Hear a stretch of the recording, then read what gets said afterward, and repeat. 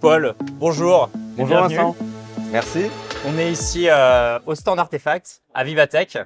On sait que tu es très présent, on te voit beaucoup communiquer avec beaucoup d'enthousiasme sur l'écosystème français autour de la tech. Est-ce que tu peux nous parler de cet écosystème et pourquoi c'est si important pour toi d'être là aujourd'hui? Oui, et en particulier sur le stand Artefact, parce que vous êtes au cœur de la grande aventure de l'intelligence artificielle.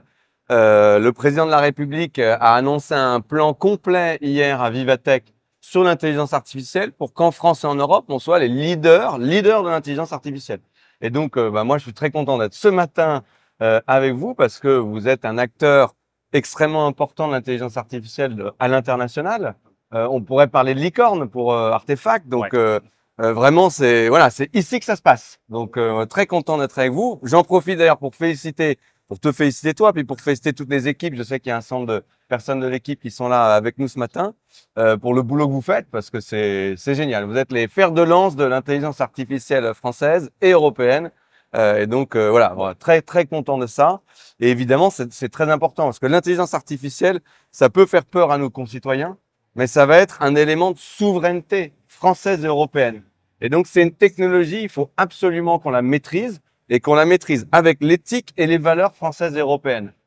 Et donc, tout ça, ça nécessite qu'on investisse beaucoup et ça nécessite que tout le monde se mobilise sur ces sujets-là. Alors Paul, tu as remis, je crois, hier au président de la République et au gouvernement un rapport qui est très important. Avant de nous parler de ce rapport, est-ce que tu peux nous parler de ton parcours et finalement pourquoi tu es aussi enthousiaste et impliqué dans la tech? Oui, alors c'est vrai que moi, j'adore ça. C'est le monde dont je viens. Moi, ma circonscription, je suis député, c'est 80% du plateau de Saclay. Donc, c'est tout l'écosystème d'innovation Paris-Saclay. J'avais créé ma première boîte sur le plateau de Saclay. Alors, c'était il y a 20 ans. C'était une petite boîte de services informatiques. Et ensuite, j'ai été dans le e-commerce. Donc, moi, j'ai fait toute l'aventure Jumia. Tu sais qu'il est Amazon africain. C'est la première licorne africaine. Moi, j'ai été CEO de Jumia Travel, qui est l'équivalent de Booking.com ou Expedia sur le continent africain. J'ai lancé Jumia One, qui est devenu Jumia Pay, qui est un équivalent d'Alipay en Chine, ou on va dire, pour ceux qui connaissent pas Alipay, de Apple Pay environné de services digitaux. Ensuite, j'ai dirigé Frishti, et c'est seulement après que je suis allé en politique. J'ai commencé, alors moi, ce que je savais faire comme boulot, c'était le métier de directeur général. Donc, j'ai commencé par être directeur général du parti d'Emmanuel Macron, de la République En Marche, ça s'appelait comme ça à l'époque. Et c'est comme ça que je suis devenu élu député depuis 1 an. Et donc, en tant que député, j'ai à cœur de porter ces sujets pour développer l'écosystème de start-up, de PME innovantes, à la fois parce que ça nous permet d'innover, d'être souverain sur les technologies du futur, ce qui est extrêmement important, mais aussi, et presque d'abord à court terme, de créer de l'emploi. Nos start-up, nos PME innovantes, c'est notre premier moteur de création d'emplois. Et donc, c'est notre premier moteur pour réussir à aller au plein emploi d'ici 2027. Oui, tu communiquais sur un chiffre très ambitieux. Est-ce que tu peux nous rappeler les impacts aujourd'hui, en quoi les startups et les PME innovantes créent de l'emploi aujourd'hui en France? Oui, on a, alors, au début du premier quinquennat, on était quasiment à 10% de chômage. On a baissé à 7%. Ça veut dire qu'on a créé à peu près entre 1,5 million et 2 millions d'emplois. Très significatif. Sur ces 1,5 million et 2 millions d'emplois, c'est 300-500 000 emplois créés par la French Tech, les startups et les PME innovantes sur tous nos territoires. Donc, c'est important. Et ça va continuer parce que l'écosystème continue de croître. Bien sûr. Pour passer de 7% à 5% de chômage, qui est ce qu'on appelle le plein emploi, techniquement, il faut encore créer entre 1 million et 1,5 million d'emplois. Et nos startups et nos PME innovantes, elles peuvent en faire encore 300 à 500 000, donc un tiers de l'objectif pour aller au plein emploi. Bon, alors je peux t'assurer qu'ici, on y travaille. Et c'est ici que ça se passe. Tout à fait. Ce fameux rapport, alors je crois que le président a mis une mesure phare en avant autour des jeunes entreprises innovantes. Est-ce que tu peux nous présenter cette mesure? Oui, alors je te dis peut-être un mot d'abord sur le rapport et la mission. Ouais. En fait, effectivement, la Première ministre m'a confié une mission en janvier sur le soutien à l'investissement dans les startups, les PME innovantes, les PME en croissance. Cette mission, elle avait 2 faits générateurs. À la fois, le contexte que tu connais bien, qui est qu'on a eu ces dernières années des levées de fonds exceptionnelles qui ont permis de développer l'écosystème, mais ça fait 6 à 12 mois que ça baisse très très fortement. Voilà, c'est la conjoncture internationale, c'est pas que en France. Et donc nous, il faut qu'on trouve tous les outils pour que ces levées de fonds, elles continuent à être importantes, parce que derrière les levées de fonds, c'est tout de suite de l'emploi qui est créé. Donc ça, c'était le premier objectif. Deuxième objectif, c'est que le président avait annoncé dans sa campagne l'idée de mettre en place des mesures, notamment fiscales, pour inciter les particuliers à investir dans les startups et les PME innovantes. Et donc, c'est sur ce sur quoi on a bossé avec tout l'écosystème ces derniers mois.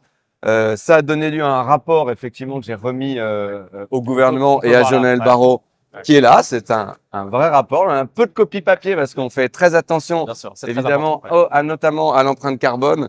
Et donc, il est disponible en ligne sur mission-midi.fr. Et la bonne nouvelle, effectivement, c'est que la mesure phare qu'on propose, qui est la mesure dite jeunes entreprises, a été annoncée par le président de la République hier après-midi. Donc, c'était une super nouvelle, je pense, pour tout l'écosystème. Tu peux nous détailler cette mesure? Oui, alors comment ça marche? C'est une bonne question. L'idée, c'est de pouvoir aider 100 000 PME avec un focus très important sur 10 à 20 000 d'entre elles, les plus capables d'innovation et de croissance. J'appelle ça des JEIC, Jeunes Entreprises d'Innovation et de Croissance. C'est un concept élargi par rapport aux JEI que vous connaissez bien ici. Les Jeunes Entreprises innovantes, c'est 2 fois plus gros. Donc, pour intégrer plus de types d'innovation et aussi des boîtes qui sont capables d'hypercroissance, c'est ça qu'on cherche. Voilà, il y a d'autres catégories où on parle de JEIR, Jeunes Entreprises d'Innovation de Rupture pour la Deep Tech. Et en fait, que vous soyez JEIC ou JEIR, vous êtes aidé sur 4 dimensions, un peu plus les JEIR parce qu'on a besoin d'aider un peu plus l'innovation de rupture. Et c'est des aides pour embaucher, pour lever, des aides en trésorerie, avec le CIR à la source pour avoir son CIR avec 1 an d'avance et des aides en accès à la commande publique. Donc ça, c'est les 4 sujets qui, tu le sais bien, sont les difficultés de nos entrepreneurs. Donc on répond à ces 4 sujets-là. Et cette mesure, elle doit être capable d'aller permettre aux startups en early stage d'aller lever 1 milliard d'euros supplémentaires auprès des particuliers investisseurs et de créer 100 000 emplois d'ici 2027. Création d'emplois à la clé, évidemment. Une notion très importante, je pense, qui a été mise en avant, c'est ce que tu évoquais, la notion de rupture, qui est aussi liée à la partie deep tech, qui est aussi très soutenue avec le Plan France 2030. C'est une distinction importante que tu as souhaité apporter. Nous, en étant acteurs autour de l'intelligence artificielle, c'est très important pour nous. Est-ce que tu peux nous dire pourquoi finalement ça a été important d'introduire ça dans ce rapport? C'est très important parce que il y a 10 ans, notre écosystème d'innovation, il était quasi inexistant. On avait peu de startups, peu de PME innovantes. On l'a développé ces 10 dernières années d'une façon exceptionnelle, mais avec un focus énorme sur le digital. Voilà, donc on connaît tous nos licornes du digital qui sont super, Doctolib, Blablacar, et je pourrais en citer pas mal d'autres. C'est super, il faut que ça continue. Mais il faut, et c'est notre objectif depuis maintenant 2 ans, de pousser l'écosystème à aller vers la deep tech, vers les startups industrielles, vers l'innovation de rupture, vers les technologies sur lesquelles il faut qu'on soit souverain.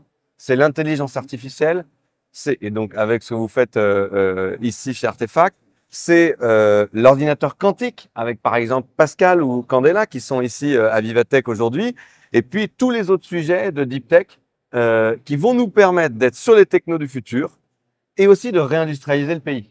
Parce qu'on a un sujet, c'est que ça fait 30 ans que l'industrie a été abandonnée par les décideurs politiques notamment, en considérant que nous, on pouvait faire une économie sans industrie et que voilà, erreur fondamentale. Erreur fondamentale. Je pense que maintenant tout le monde en est revenu. Et donc la réindustrialisation du pays, elle va pas passer par le fait de refaire des usines du 19e siècle. Elle va passer par le fait de faire des usines du 21e siècle. Et c'est les gigafactories de batteries, c'est des usines de microprocesseurs.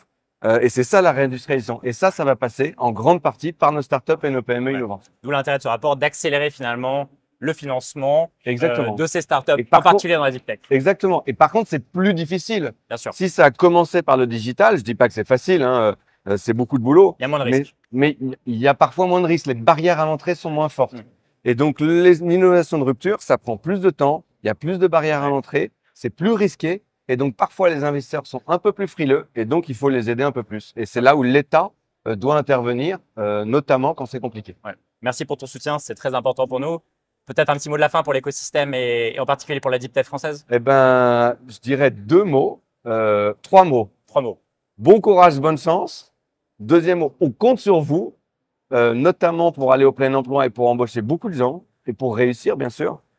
Et puis, n'oubliez pas, il faut qu'on féminise notre secteur parce que ça, c'est vraiment, je dirais, le point noir de notre secteur qui est absolument exceptionnel, mais il faut qu'on le féminise et c'est comme ça qu'on y arrivera. Voilà, donc c'est ça les 3 vœux que je forme aujourd'hui avec toi à Vivatech. Merci, bravo encore et bonne chance pour la suite. Merci à tous.